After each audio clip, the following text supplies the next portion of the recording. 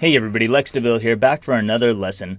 This one's going to be talking about the purpose of a proposal. So what is the purpose of a proposal? I think that anyone watching this video is probably smart enough to know that a proposal is something you send that is intended to get a client to respond to you so that you can move forward to the next stage of your Upwork interview. You can actually start an interview and then you can hopefully close a sale and start working and make money. And that's kind of the process. But what is an Upwork proposal? What is a proposal when we peel back the layers and we look at what is underneath that outer shell? There's more to a proposal than meets the eye. So every proposal is not like, it's not like there's a proposal and then we clone proposals. We're not cloning sheep here, okay?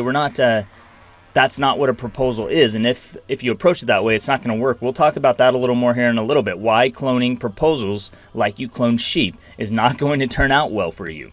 So when you get into a proposal, this is not just something you send off to clients and hope that they read and maybe respond to. When you send a proposal, you are sending a message to the client. You are sending a communication. And what is communication for? If you understand what communication is for, you understand that communication is a way of establishing relationships. So communication establishes relationships. We communicate with other people. Sometimes we communicate with ourselves, but on Upwork with proposals, we're communicating with the client in order to establish a new relationship. They don't know you yet, and you don't know them yet. So you have to say things that make them want to respond to you, and in doing so, you can begin your new relationship.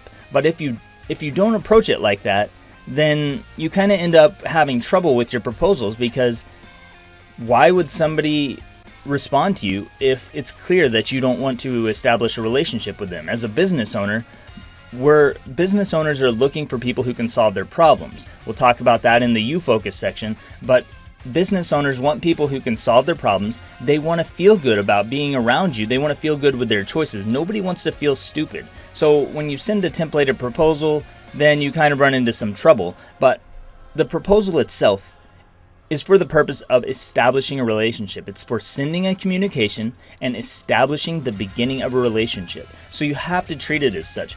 You wouldn't go, imagine that there is someone who you've got a crush on. You've got a crush on someone, a schoolgirl, schoolboy crush, and you want to talk to that person. You want to establish a relationship with them.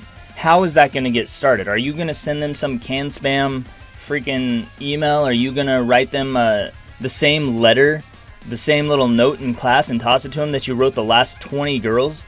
I don't know, maybe you will, but I suspect that that's not going to work very well. I suspect that you are going to take this more seriously. You might be a little bit nervous, and you're going to think really carefully about what you have to say to that girl or that guy to get them to notice you, to get them to respond to you. You have to be different, and you can't be like everybody else.